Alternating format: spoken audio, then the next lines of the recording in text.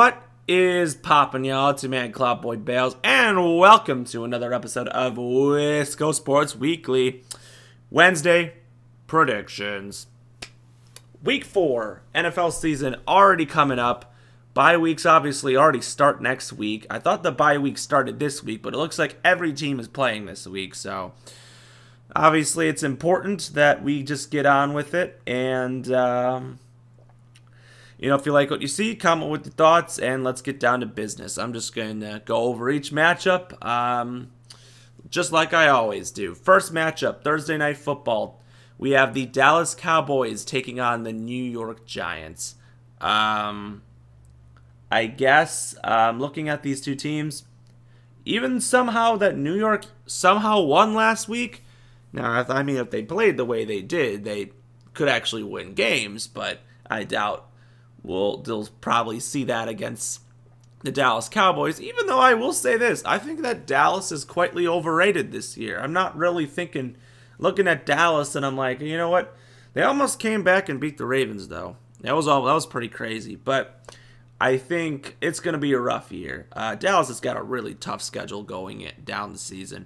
But if I got to look up this man, if I got to predict who I think is going to win this game, I'm just going to say Dallas should easily beat the Giants. Next up, going on to Sunday, we have the New Orleans Saints taking on the Atlanta Falcons. Between these two teams, I guess those first 2 weeks of Derek Carr looking like Drew Brees, I think, is officially ended after a heartbreaking loss to the Eagles. Atlanta, you know what? They have Kirk Cousins. Honestly, between the two, I'm just going to pick Atlanta. I really don't know who to pick. I feel like any team could really come out of this one, but I'm going to go with the Atlanta Falcons.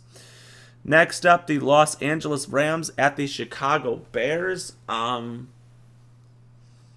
know what? I'm actually going to take the Bears on this one.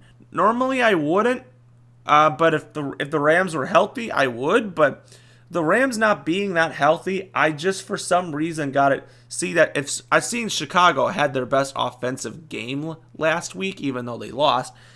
I feel like there's a lot. I think that they can definitely get better at times. I'm going to say the Bears beat the Rams. Next up, Minnesota Vikings at the Green Bay Packers. Obviously, the big story is, will Jordan Love play? Obviously, the last 2 weeks he decided to rest. Malik Willis was in there. And, and the Packers somehow were able to win both of these games. And Minnesota somehow is 3-0. But you know what? It's not surprising. I mean, they have a very good offense, and their defense is very good as well. It's going to be an interesting matchup. I'm not sure who comes back. But to be fairly honest, this is the Aaron Jones revenge game. And I said, from the very beginning that regardless of what happens, the Vikings were going to beat the Packers that week, and I still stand by it. I'm taking the Vikings to beat the Packers. I even though I don't want to say that, I see it. That's how it is. But I believe Jordan Love will be back this week for the Packers. Next up, Pittsburgh Steelers at the Indianapolis Colts. Pittsburgh is 3-0. A lot of it has to do with their defense, and Justin Fields is not playing that bad. I don't know if we'll even see Russell Wilson this season, to be honest. But if Pittsburgh is continuing to win, this Indianapolis team has just turned into a joke. Anthony Richardson, what is going on? But I'm going to take Pittsburgh. I really will. Next up, the Denver Broncos at the New York Jets. New York has a good... Now their defense starts to play a little better. I just thought they had a rough week 1. Denver is another good safe test to really come through. I think they can beat Denver. They should beat Denver. I'll take the Jets. Next up, Philadelphia Eagles at the Tampa Bay Buccaneers. I don't know if Philly's going to have their complete offense, because obviously the Eagles are not that.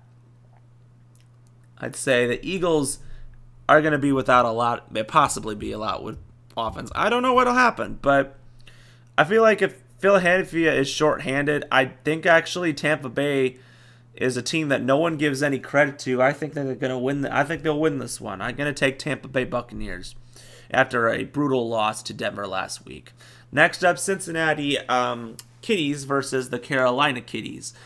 the Kitty Bowl, as I like to call it. But Carolina, even though they won last week, I think that was just a fluke because they were playing a bad team like the Raiders, and at this point, it's like Cincinnati is 0-3. If they really want to stay relevant this season, they got to start winning some games.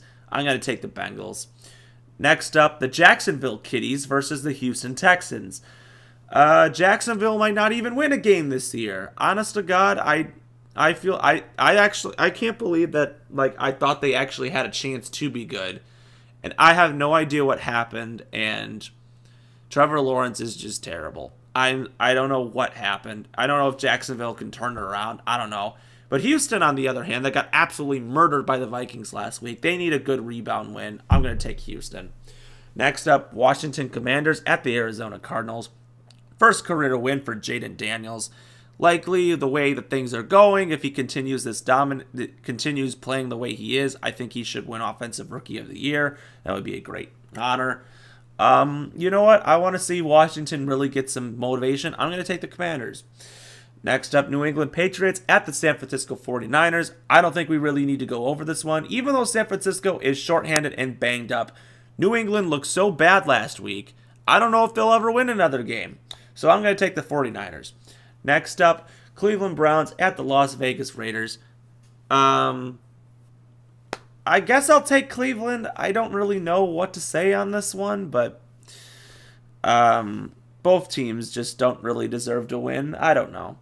Next up, Kansas City Chiefs at Los Angeles Chargers. The assumption is, with Justin Herbert and without Justin Herbert, I don't see how Kansas City won't lose this game. Especially if the refs are just on their side literally every single play. Yeah, I gotta take the Chiefs. Next up, Buffalo Bills at the Baltimore Ravens is Sunday Night Football. What a matchup this is. But anyways, between the two, Buffalo looked so dominant last week against the Jaguars, and the Ravens, you know what? They got some potential, but I think between these two teams, I feel like if Buffalo wants to keep showing their dominance, they want to keep showing it, but I think Baltimore knows they need to, with their tough schedule they have up ahead, every win pretty much matters for them at this point. So I'm gonna take the Ravens at home. And then two matchups on Monday Night Football. Once again, we got two matchups. First off, the Tennessee Titans at the Miami Dolphins. This easily would be a Miami victory if it wasn't for Tua not being there. But literally seeing last week how Miami didn't even have an offense with Skylar Thompson. I don't even know what they're going to do at quarterback. I think they just picked up Tyler Huntley, and they're honestly considering starting him already. I'm going to say Miami still wins because Tennessee is abruptly the worst team I've ever seen, especially after the Packers manhandled them last week with Malik Willis and their defense. But oh wow, I'll just take Miami. And then Seattle Seahawks at Detroit Lions. That's a good matchup. Seattle still undefeated. Right? They're still undefeated. I don't know. I think they are. But Detroit, and those two teams, from the last couple times these two teams have faced the last 2 years, Detroit's crazy good offense and Seattle for some reason knows how to beat Detroit. I don't know what it is, but I have to take the Seattle Seahawks. It's just impossible for me not to after seeing how Seattle seemingly knows how to beat this team. So if you like what you see, subscribe below, comment with your thoughts, and as always, we will see you next time.